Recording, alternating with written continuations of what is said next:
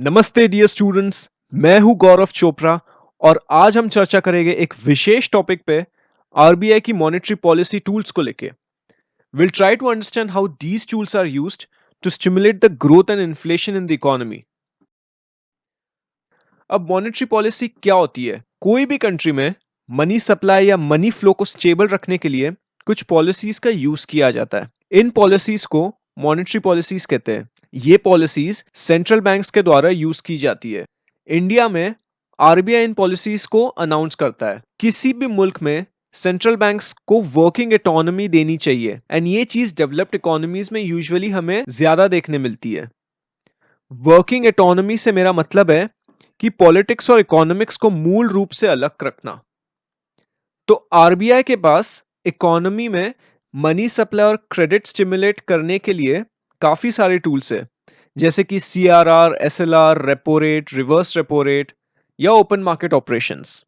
अब सबसे पहले आइए जानते हैं कि सीआरआर एंड एसएलआर क्या होता है। सीआरआर मतलब cash reserve ratio and SLR मतलब स्टैट्यूटरी लिक्विड रेशियो। ये बेसिकली रिजर्व रेशियोज होते हैं जिसे रिजर्व रिक्वायरमेंट्स भी कहते हैं। In order to understand these ratios will first try to understand the business model of a bank. अब जैसे कि आप ये इंफोग्राफिक में देख सकते हैं कि डिपॉजिटर्स अपना पैसा बैंकों के पास डिपॉजिट करते हैं। इन डिपॉजिट्स पे डिपॉजिटर्स को बैंक इंटरेस्ट रेट पे करती है। से फॉर एग्जांपल वो इंटरेस्ट रेट 4% है। अब बैंक डिपॉजिटर्स को ये 4% का इंटरेस्ट रेट कैसे देगी? बैंक्स ये डिपॉजिटर्स का पैसा आगे बोरोअर्स को देगी in the form of loans. It could be home loan, auto loan, personal loan और एजुकेशन लोन। अब इन लोन्स पे बैंक्स इंटरेस्ट रेट चार्ज करेगी। से फॉर एग्जांपल वो इंटरेस्ट रेट 12% है, तो साल में बैंक्स लोन्स के फॉर्म में 12 रुपए कमा लेती है बोरोअर्स के थ्रू। अब ये बैंक को डिपॉजिटर्स का इंटरेस्ट रेट भी देना है, तो इन 12 रुपयों में से 4 रुपए बैंक डिपॉजिटर्स को देगी in the form of savings rate and फिर मोटा मोटा बैंक का प्रॉफिट 8 रुपए होता है। अब इन लोन्स में से सारे लोन्स तो आएंगे नहीं वापस, कुछ लोन्स डिफॉल्ट तो कर ही जाएंगे। अब लोन्स डिफॉल्ट क्यों होते हैं? या तो ऑनेस्ट डिफॉल्ट हो, यानी इकोनॉमी में लेजिट डिमांड क्रंच आई है तो इसीलिए बिजनेस नहीं चल पा रहा है और बोरोअर लोन नहीं चुका पा रहा है। दूसरा होता है विलफुल डिफॉल्ट। इसमें सीधे सीधे बोरोअर हाथ खड़े कर देता है कि मैं पैसा नहीं लौटाना चाहता, regardless of the fact that borrower is in the position to repay the loan or not. अब अगर लोन्स डिपॉजिट करेंगे तो डिपॉजिटर्स को बैंक पैसा कैसे लौटाएगी? इसीलिए ऐसे सिचुएशन को अवॉइड करने के लिए बैंक्स को कुछ पैसा लिक्विड फॉर्म में रखना पड़ता है ताकि बोरोअर्स के डिफॉल्ट होने के बावजूद बैंक डिपॉजिटर्स को पैसा दे पाए। इसी लिक्विड एसेट्स को एसएलआर कहा जाता है, स्टैट्यूटरी लिक्विड रेशियो। तो किसी भी कंट्री के सेंट्रल बैंक के द्वारा एक रेट डिसाइड किया जाता है। बैंकों को अपने टोटल डिपॉजिट्स में से कुछ परसेंटेज लिक्विड फॉर्म में रखना पड़ता है। Liquid assets could be in the form of gold reserves और गवर्नमेंट सिक्योरिटीज या लिटरल कैश हो सकता है। यूजुअली ये लिटरली कैश नहीं होता है क्योंकि आइडल कैश पे इंटरेस्ट रिसीव नहीं होता। Usually banks in liquid assets को शॉर्ट टर्म सिक्योरिटीज में इन्वेस्ट करती है जिससे कि इंटरेस्ट मिलता है। अब रिजर्व रिक्वायरमेंट्स में एक और चीज होती है जिसमें बैंकों को पैसा आरबीआई के पास रखना पड़ता है।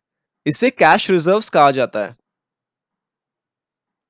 जहां पे बैंक्स सीधे सीधे अपने टोटल डिपॉजिट से कुछ पैसा सेंट्रल बैंक के पास रख देती है।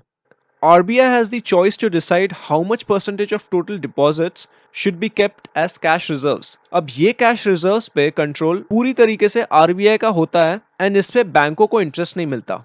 अब कभी कभार ये बैंकों के लिए रिजर्व रिक्वायरमेंट्स कम पड़ जाती है। The shortfall may be due to liquidity crunch, और अगर ये रिजर्व रिक्वायरमेंट कम पड़ गई तो इन्हें भयंकर पेनल्टीज पे करनी पड़ती है सेंट्रल बैंक्स को। तो बैंक्स ये रिजर्व रिक्वायरमेंट्स पूरी करने के लिए आरबीआई से लोन लेते हैं, एक शॉर्ट टर्म लोन लेते हैं। ये लोन पे जो इंटरेस्ट बैंक्स पे करती है आरबीआई को उसे रेपो रेट कहा जाता है।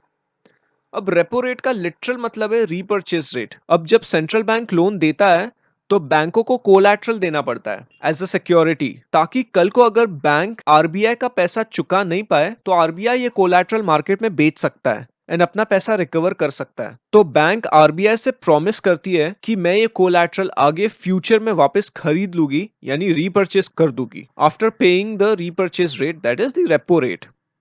रिवर्स रेपो रेट इसका उल्टा होता है। Banks lend money to RBI, wherein RBI gives out the collateral to the bank in the form of government securities, and bank in turn promises to resell it in the future date.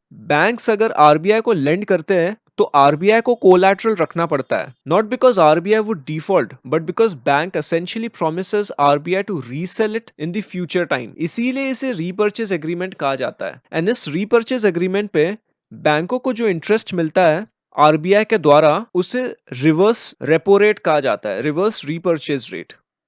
Open market operations में RBI बैंकों से government securities की buying और selling करता है। Open market operation से RBI का liquidity adjust करना ही मेन पर्पस रहता है।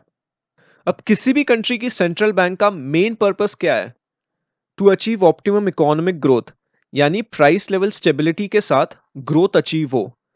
प्राइस लेवल स्टेबिलिटी मतलब ही इन्फ्लेशन होता है। से फॉर एग्जांपल पिछले साल के मुकाबले ग्रोथ रेट इस साल का 9% रहा है और इकोनॉमी में महंगाई यानी इन्फ्लेशन पिछले साल के मुकाबले 6% है। तो इसका मतलब ये नहीं है कि इकोनॉमी 9% से ही ग्रो कर रही है। इसका मतलब है कि इकोनॉमी का रियल ग्रोथ 3% से हो रहा है। तो इस ग्रोथ को नॉमिनल ग्रोथ कहा जाता है और इसे रियल ग्रोथ कहा जाता है। अब अगर इकोनॉमी में इन्फ्लेशन को कंट्रोल करना हो तो सेंट्रल बैंक उसे रिजर्व रेशियोज या पॉलिसी रेट्स या ओपन मार्केट ऑपरेशन से कंट्रोल कर सकती है। से for example if inflation is high, अगर इन्फ्लेशन इकोनॉमी में बढ़ गया एंड उसे कम करना है तो आरबीआई रिजर्व रिक्वायरमेंट्स बढ़ा देगी। और अगर बैंकों के लिए रिजर्व रिक्वायरमेंट्स बढ़ जाते हैं तो बैंक्स के पास अब कम पैसा होगा आगे बोरोर्स को लोन्स देने के लिए, बैंकों का प्रॉफिट मार्जिन मेंटेन करने के लिए। तो इसीलिए बैंक्स इंटरेस्ट रेट्स बढ़ा देंगे एंड इंटरेस्ट रेट्स अगर बढ़ गए इकोनॉमी में तो लोन्स महंगे हो जाएंगे बोरोर्स के लिए। एंड अगर लोन्स महंगे हो गए तो मनी सप्लाई यानी लोगों के हाथ में पैसा कम रहेगा। अगर स्पेंडिंग पावर कम रहेगी तो खर्चा कम होगा, क्योंकि लोग अपनी सेविंग्स या इनकम से ही खर्चा करेंगे। और अगर खर्चा कम हो तो यानी demand for goods and services भी कम हो जाएगी एंड इससे फिर गुड्स एंड सर्विसेज की प्राइसेस कम होगी एंड इवेंचुअली इन्फ्लेशन रेट गिरेगा। This is how by using reserve requirement RBI essentially controls the inflation rate. अब आरबीआई पॉलिसी रेट्स का भी इस्तेमाल कर सकती है इन्फ्लेशन को कंट्रोल करने में। वो कैसे? बहुत आसान है। अगर पॉलिसी रेट्स बढ़ा दिए तो cost of borrowings for banks बढ़ जाएगी एंड अगर कॉस्ट ऑफ बोरोइंग्स बैंक्स के लिए बढ़ जाती है तो बैंकों के प्रॉफिटेबिलिटी पे सीधा सीधा इफेक्ट आएगा। तो इसीलिए in order to maintain the profitability level of the bank, bank अपना इंटरेस्ट रेट बढ़ा देती है एंड अगर इंटरेस्ट रेट बढ़ गए तो लोन्स महंगे हो जाएंगे और अगर लोन्स महंगे हो गए तो इकोनॉमी में बोरोइंग कम हो जाएगी, क्योंकि अब लोगों के लिए पैसा उठाना महंगा हो जाएगा। इससे फिर गुड्स एंड सर्विसेज की डिमांड कम होगी, क्योंकि अब वही चीजें अब पहले से महंगी हो गई है। तो जब डिमांड कम होती है तो प्राइसेस भी फिर ऑटोमेटिकली कम हो जाती है और इससे इन्फ्लेशन कंट्रोल में आ जाता है।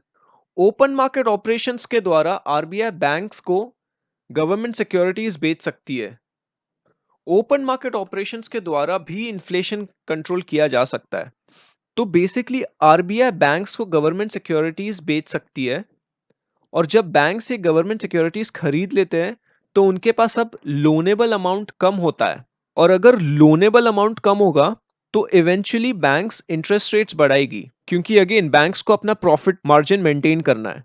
और अगर इकोनॉमी में इंटरेस्ट रेट्स बढ़ गए तो बोरोअर्स इकोनॉमी में कम पैसा बोरो करेंगे, क्योंकि अब लोन्स महंगे हो गए। इससे कि डायरेक्टली डिमांड पे असर पड़ेगा, गुड्स एंड सर्विसेज की डिमांड कम हो जाएगी क्योंकि अब चीजें महंगी हो गई है। और जब डिमांड कम होती है तो इवेंचुअली प्राइसेस भी गिरने ही लगते हैं एंड जब प्राइसेस गिरते हैं तो यानी इन्फ्लेशन कम होता है।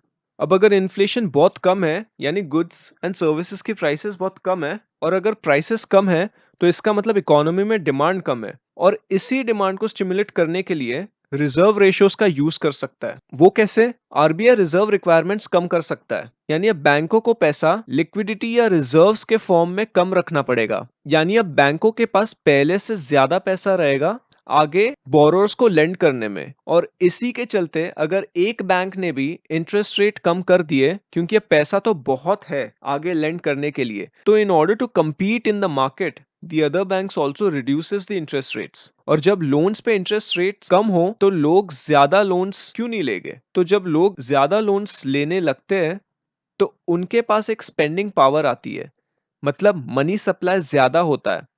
और अगर मनी सप्लाई इकोनॉमी में ज्यादा हो तो गुड्स की डिमांड भी बढ़ती है, लोग ज्यादा चीजें खरीदते हैं। और लोग जब ज्यादा चीजें खरीदते हैं तो demand for goods and services भी बढ़ जाती है, यानी इवेंचुअली डिमांड स्टिमुलेट होती है इकोनॉमी में। डिमांड के बढ़ने से गुड्स की प्राइसेस भी बढ़ती है and then eventually inflation rate भी बढ़ता है। अब आरबीआई पॉलिसी रेट्स भी यूज कर सकती है इन्फ्लेशन को बढ़ाने के लिए। वो कैसे? अगर पॉलिसी रेट्स कम कर दिए जाए तो बैंकों को अब कॉस्ट ऑफ बोरोइंग कम लगेगी, तो जो पैसा बचेगा बैंक्स वो आगे बोरोअर्स को और ज्यादा दे सकते। और अगर बोरोअर्स के पास ज्यादा पैसा आ रहा है यानी मनी सप्लाई बढ़ रहा है, which means spending power of the borrower increases. और अगर स्पेंडिंग पावर बोरोअर की इंक्रीज हो रही है तो वह ज्यादा चीजें खरीदेगा, demand for goods and services would increase. और अगर डिमांड बढ़ रही है तो इसका मतलब इकोनॉमी में ग्रोथ तो होगी। अब अगर डिमांड गुड्स एंड सर्विसेज की बढ़ती है तो प्राइसेस भी बढ़ेंगे, यानी इन्फ्लेशन रेट भी बढ़ेगा। इन्फ्लेशन को बढ़ाने के लिए आरबीआई ओपन मार्केट ऑपरेशंस का भी यूज कर सकती है। यहाँ पे बैंक्स आरबीआई को गवर्नमेंट सिक्योरिटीज बेचते हैं, जिससे कि बैंकों के पास और लिक्विडिटी आती है ताकि वो आगे और इकोनॉमी में मनी सप्लाई कर पाए, यानी और लोन्स दे पाए। अगर बैंक और लोन्स आगे देंगे तो इंटरेस्ट रेट्स कम हो जाएंगे, क्योंकि अब ज्यादा पैसा है सिस्टम में तो कम इंटरेस्ट रेट पे क्यों नहीं लेंड करे। और जब इंटरेस्ट रेट्स कम होते हैं तो लोन्स बढ़ते हैं, और जब लोन्स बढ़ते हैं तो मनी सप्लाई इकोनॉमी में बढ़ता है, यानी स्पेंडिंग पावर बोरोअर की बढ़ जाती है। बोरोअर के हाथ में पैसा रहता है चीजें खरीदने के लिए। And if demand for goods and services increases then there is growth in the economy. अब जब उन गुड्स एंड सर्विसेज की डिमांड बढ़ती है तो उनकी प्राइस भी बढ़ती है, विच मीन्स इन्फ्लेशन बढ़ता है। तो इस प्रकार से आरबीआई की policy rates, reserve requirements and open market operations का यूज करके इकोनॉमी में ग्रोथ को बढ़ाने की कोशिश की जाती है एंड इन्फ्लेशन को भी टारगेटेड लेवल पे रखने की कोशिश की जाती है। ज्यादा इन्फ्लेशन भी ठीक नहीं है और कम इन्फ्लेशन भी ठीक नहीं है। आज के लिए बस इतना ही रखते हैं। जाने से पहले एक क्वेश्चन का जवाब देके जाइए। This is the question of the day. Write in the comment section down what is the current repo rate in India in August 2020. We now come to an end to this session. Here are useful resources for you from PT family. Make use of these. उम्मीद करता हूँ ये session आपको पसंद आया होगा। नमस्ते, जय हिंद।